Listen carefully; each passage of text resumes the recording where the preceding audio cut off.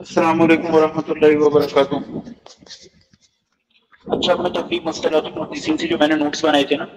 تفرد شاذ اور منکر کے، وہ پڑھ رہا ہوں تاکہ آپ لوگوں کو ان شارٹ یہ ہمیشہ کے لیے ایسٹ ہو جائے یاد رکھنے کے لیے۔ تفرد کیا ہے؟ ہوا انفراد و راوین بحدیث لا یروی غیرہ، یعنی کہ یہ متفرد ہونا، انڈیویجولائز ہونا کسی راوی کا فرد واحد سے نکلا ہے،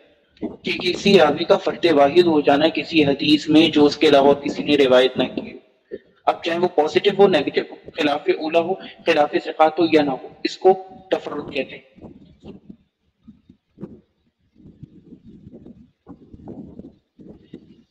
کبھی متفرد ثقہ ہوتا ہے یا کبھی ضعیف بھی ہوتا ہے۔ ضعیف کا تو بالکل قابل قبول نہیں ہے تفرد، کیونکہ تو ہے ہی ضعیف، وہ تو روایتی پڑھی۔ ثقہ کا کبھی قبول ہے اور کبھی نہیں، اگر قرائن مل جائیں۔ اب قرائن کیا ہوتا ہے اس کے لیے آپ کو سمجھنا پڑے گا، یعنی کہ کوئی ایسے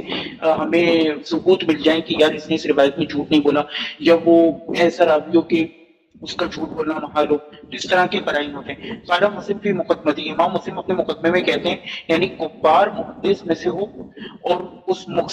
مکثر اصحاب والا ہو، یعنی کہ اس کی کثرت سے اسٹوڈنٹس ہوں یا کلاس فیلوز بھی ہوں، تو اس کا تفرد قبول ہوتا ہے۔ ہاں اگر ان مکثر راویوں کی شاگرد ان کو کسی حدیث میں تفرد کریں، ان کی کسی حدیث میں تفرد کریں جو ان کے باقی اکثر شاگرد بیان نہیں کرتے، یا مین جو شاگرد ہیں وہ بیان نہیں کرتے، تو تفرد قبول نہیں ہوگا۔ ایگزامپل ابن عمر، اب اس کے ویسے تو اور بھی شاگرد ہیں لیکن 3-4 مین ہیں، ان میں سے سالم نافع کے 2 مین ہیں، ایک ان کا بیٹا، ایک ان کا غلام، اور ایک عمرو بن دینار۔ اب اگر کوئی ایسی حدیث عمرو بن دینار لائے کہ ابن عمر نے فرمایا، تو وہ قبول نہیں ہوگی اگر سالم اور نافع سے بھی وہ روایت نہیں آتی، کیونکہ ہم یہ کہیں گے کہ یار سالم اور نافع اتنے بڑے ان کے اسٹوڈنٹس ہیں اور ان کے پاس وہ روایت نہیں آئی۔ اچھا، اس میں ایک اور قرینہ بھی ہوتا ہے کہ عمرو بن دینار عموماً مواسم میں حج میں ابن عمر کے پاس آتے تھے، یعنی اگر وہ حج کے موسم سے ریلیٹڈ کوئی روایت کریں تو وہ پھر بھی اگر اس میں تفرد بھی کر جائیں قابل قبول ہوگی۔ لیکن اب نماز روزے کے مسائل ہیں یا ایسے مسائل جو مدینہ سے ریلیٹڈ ہیں، قربانی وغیرہ، ان میں وہ کوئی ایسی بات بولی جو سالم اور نافع نے بیان نہیں کری، تو پھر جو ہے نا یہ بہت زیادہ ایک شک کا پہلو یہاں پر آ جائے گا۔ قرائن، اب قرائن کیا کیا ہوتے ہیں؟ رحلہ یعنی کہ سفر، کوئی راوی کہیں سفر کر کے جائے، ہمیں پتہ چل جائے کہ بھئی یہ اسپیسیفکلی سفر کر کے آیا تھا ابن عمر کے پاس، اور ثقہ بھی یہ حافظ سے یہ ضابط ہے، تو ہم کہیں گے کہ پیار اس کی روایت قبول ہے۔ طبقۃ الراوی، راویوں کا طبقہ کہ وہ کس طبقے میں ہے، اس کے کلوز شاگردوں میں ہے، اس کا ثقافت کیسی ہے، ضابطہ کیسا ہے، وہ آفاقی شاگردوں میں تو نہیں ہے، کبھی کبھار آنے والی شاگردوں میں تو نہیں ہے۔ علم میں مشہور ہے یعنی راوی، حدیث جمع کرنے میں مشہور اور مختصر یعنی کہ کثرت سے حدیث روایت کرتا ہے، یعنی یہ ایک بات ہو گئی۔ دوسری بات، امام احمد نے عفان کے بارے میں فرمایا کہ اسے کس کی تابع کی ضرورت، یعنی اسے ایک بندے نے پوچھا کہ عفان کی کوئی مطابعت بھی ہے اس روایت میں، تو امام احمد نے کہا کہ کیا اسے بھی تابع کی ضرورت ہے، یعنی کہ اتنا بڑا ہے عفان کہ اسے تابع کی ضرورت ہے۔ قال ابن رجب الحمدی، وہ کہتے ہیں ربما یستنفرون بعد تفردات الثقات الکبار ایضا، وہ کہتے ہیں کہ کبھی کبھار جو بڑے کثیر الاصحاب اور مکثر راوی ہوتے ہیں ان کا بھی تفرد قابل قبول نہیں ہوتا اور اس پر نکارت کی جاتی ہے۔ وفی کل حدیث نقد قاسم، اور وہ کہتے ہیں کہ ہر حدیث میں ایک خاص نقد ہوتا تھا، یعنی ٹیکنیکلٹی جو وہ نکالتے تھے، یعنی کہ متقدمین محدثین، ولیس عندهم لذلك ضابط یضبط، اور ان کا کوئی ایک خاص قانون نہیں تھا جس کے تحت وہ اس پر چلتے تھے، قرائن دیکھتے تھے ہر چیز۔ میں نے آپ کو بتایا نا کہ اب اگر حج سے ریلیٹڈ کوئی بات ہوگی تو عمرو بن دینار کی قبول کی جائے گی، وہاں پہ قبول کر لیا جائے گا اس کا تفرد، ایگزامپل کے طور پہ بتا، لیکن نماز روزے کے معاملے میں نہیں کیا جائے گا۔ یہ شرح علت ترمذی میں آپ کو ابن رجب کا قول مل جائے گا۔ جب حافظ کہے انفراد به فلان او لم یروی الا فلان تو یریدون اعلال، جب بھی کوئی حافظ محدث کہے کہ انفراد به فلان کہ فلاں اس میں منفرد ہوئے، او لم یروی الا فلان یا اس کو سوائے اس کے اور کسی نے روایت نہیں کیا، تو اس سے مراد ان کی اس حدیث کی علت نکالنا، ہڈن ڈیفیکٹ نکالنا ہوتا تھا، اور وہ قابل قبول ہوتی۔ وہ ثقات نے اس کے خلاف روایت نہ بھی کیا ہو، یعنی ایک تو ہم کہتے ہیں نا کہ ثقات کے خلاف مخالفت اس نے کی ہو تو قبول نہیں ہے، چاہے مخالفت نہ بھی کی ہو، اگر وہ کہتے کہ انفرادہ بھی فلان تو بھی قابل قبول نہیں۔ ایک بات، اور یہ بہت امپورٹنٹ پوائنٹ ہے، یہ یاد رکھنا پڑے گا۔ اگر کہیں لا یتابع علیہ، جیسے کہ اس کی کوئی مطابقت نہیں تو بھی، اب دیکھیں وہاں پہ امام احمد نے عفان کی کے بارے میں کہا کہ اس کو کیا تابع کی ضرورت، لیکن اگر کسی کے بارے میں کہہ دیں کہ لا یتابع علیہ تو پھر پرابلمٹک ہے۔ باقی اس کا جو تفصیل مفصل لیکچر ہے نا وہ پڑا ہوا ہے پلے لسٹ میں حدیث پروجیکٹ کی، وہاں آپ لوگ جا کے دیکھ سکتے ہیں، اس میں ایگزامپلس بھی دی ہوئی ہیں ترمذی کی اور ان سب کی کہ کہاں پر انہوں نے لا یتابع علیہ اور ان سب کا ہے۔ فہذا علت عندہم، ساتھ میں منکر بھی کہہ دے تو یہ علت ہے ان کے نزدیک لا یتابع علیہ کر کہتے ہیں۔ اور ساتھ میں ایک اور جو امپورٹنٹ بات ہے کہ اگر ساتھ میں منکر بھی کہتے ہیں کہ لا یتابع علیہ فحدیث منکر یا وہ منکر، تو یہ پورا جملہ اس کی علت کی طرف نشاندہی کرتا ہے۔ امام دارقطنی فرماتے ہیں، قال دارقطنی، کیا لکھا ہے میں نے، ہاں، منصور یحدث عن الضعفاء ولو احادیث لا یتابع علیہا، یہ منصور ہے وہ کہ راوی تو سکتا ہے لیکن یہ ضعفاء سے احادیث روایت کرتا ہے اور اس کی احادیث پہ کوئی مطابقت بھی ہمیں نہیں ملتی۔ اب یہاں پہ منصور کی علت بیان ہوتی ہے تو اس کا تفرد قبول نہیں کیا جائے گا جس میں مطابقت نہ ہو، جس میں مطابقت ہو تو کسی مطابقت ہی مل گئی تبھی تو قبول ہے۔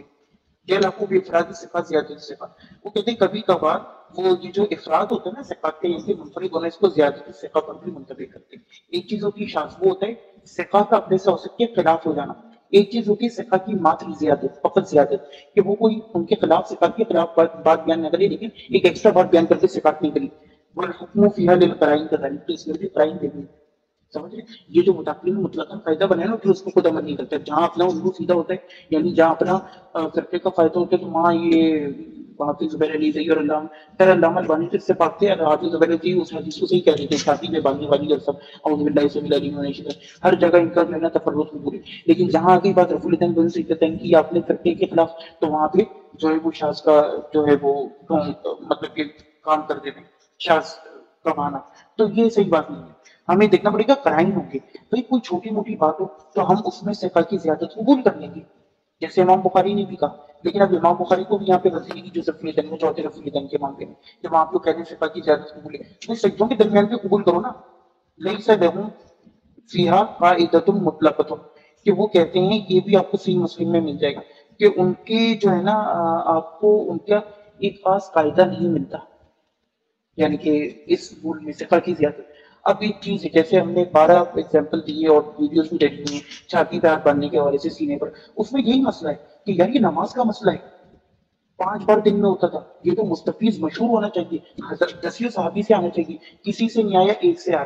قل بتائیے اور بائل بن جو کبھی کبھار رسول اللہ صلی اللہ علیہ وسلم آپ آتی، اور ان کے بھی شاگردوں میں مین شاگرد کی روایت نہیں کرتے، صرف ایک بندہ کرتا ہے، مومن بن اسماعیل، باقی سفیان کے جتنے شاگرد ہیں کوئی یہ روایت بیان نہیں کرتا، ایک مومن کرتا ہے۔ تو آپ بتائیں شاید شک و شبہ آئے گا یا نہیں؟ اسی لیے رد کرتے تھے، اور امام محمد بھی اپنی کتاب میں حدیث والے باوجود فتویٰ دیتے تھے کہ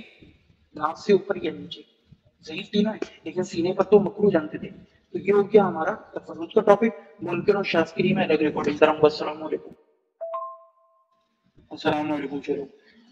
اب شاذ اس کے بارے میں بس 2 4 ہی باتیں، وہ نفس المنکر، یہ بھی اپنے آپ میں منکر ہے۔ منہم من جعل مجرد التفرد شذوذا، وہ کہتے ہیں ان میں سے ایسے بھی لوگ ہیں جنہوں نے مجرد یعنی کلیتاً تفرد کو جو ہے وہ شذوذ کا، یعنی تفرد متفرد ہو جانا، یہ ہمارے یہاں لوگ سمجھتے ہیں تفرد اور شاذ ایک طرح سے ایک ہی چیز ہے۔ قال حاکم، امام حاکم کہتے ہیں فاما الشاذ فانه حدیث یتفرد بثقہ، وہ کہتے ہیں کہ جہاں تک شاذ کے تعلق ہے تو یہ ایسی حدیث ہے جس میں راوی ثقہ راوی متفرد ہوتا ہے من الصفات، صفات میں سے، وليس للحديث اصل مطابق لذلك الصفات، اور وہ کہتے ہیں کہ اس کے اندر کوئی بھی مطابقت نہیں ہوتی اس کی صفات کے ساتھ، یعنی کہ کوئی مطابقت نہیں ہوتی۔ اب اس میں 2 باتیں، ایک چیز ہے زیادت ثقہ اور ایک چیز ہے شاذ۔ شاذ میں کیا ہوتا ہے بیسکلی مخالفت ہوتی ہے، لیکن جیسے کہ ہم نے پہلے ہی بتایا کہ وہ متفرد ان کی ایک امبریلا ٹرم ہوتی تھی، اس طرح پری ڈیفائن نہیں ہوتی تھی، وہ ہر قسم کا متقدمین لفظ استعمال کر لیتے تھے کبھی کبھار، ایک امبریلا ٹرم، ایک ٹرمینالوجی، یہ بہت اچھا لفظ اس معاملے کو سمجھنے کے لیے۔ تو اب یہ نہیں کہ وہ کہیں گے کہ اسپیسیفکلی جہاں پہ مخالفت پائے گئے، نہیں، کبھی کبھار دل کا اتنا بڑا مسئلہ ہوتا ہے، نماز کا مسئلہ اور کسی کو نہیں ملا تو وہ اس کو بھی شاذ کہتے ہیں، یہ نہیں کہ ہم کہیں گے کہ یہاں پہ یہ تفرد ہوا ہے اور یہ جو ہے یہ شاذ کو کہ مخالفت نہیں آ رہی ہے، صفات کی زیادت ہے، ہاں یہ والی صفات کی زیادت غیر مقبول ہے، وہ والی مقبول ہے، یہ غیر مقبول ہے، یہ سب ڈرامہ نہیں ہوتا تھا۔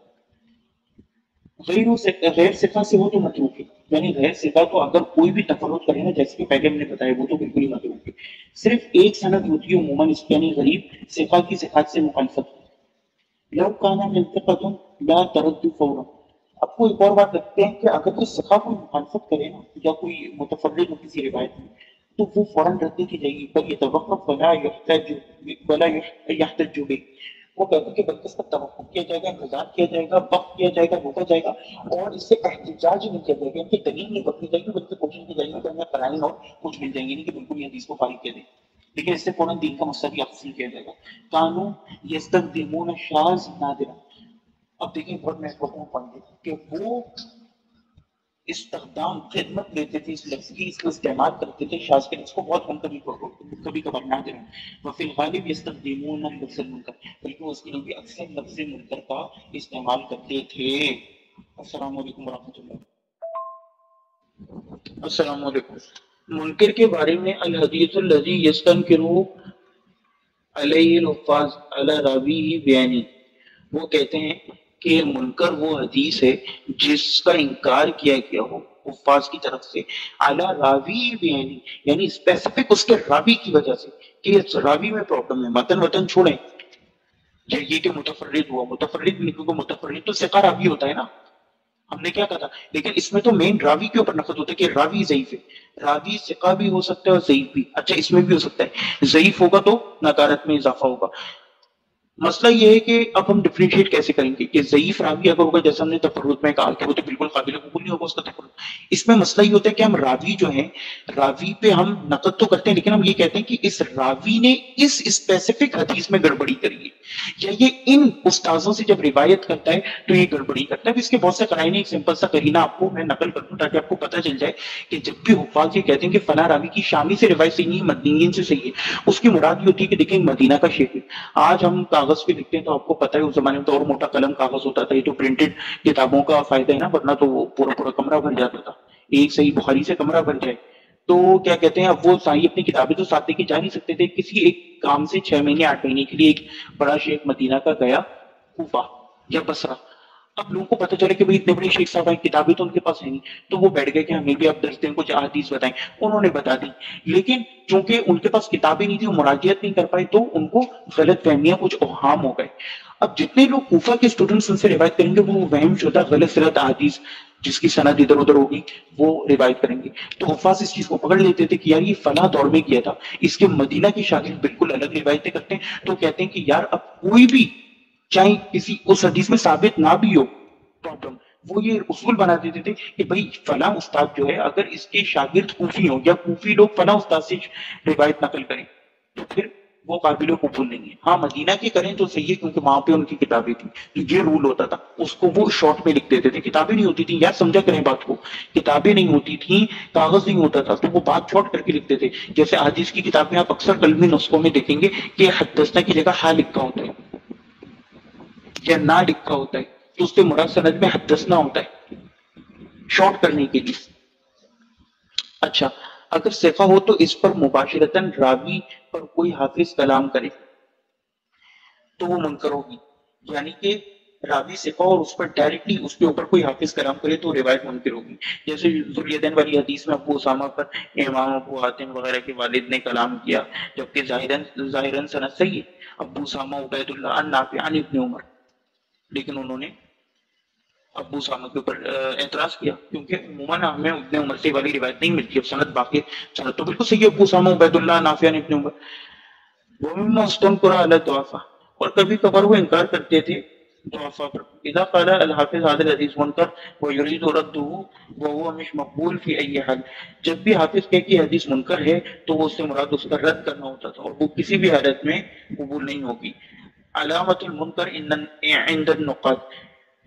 نقاد یعنی کہ نقد کرنے والی حدیث کے اوپر، ان محدثین کے نزدیک منکر کی علامات کیا ہیں؟ ان یقع لراوی وہم، اگر کسی راوی کو وہم ہو جائے، او خطا او تحمل غیر متصل، تو وہ اس کو متصل یا انہیں پتہ چل جائے کہ یہ اس نے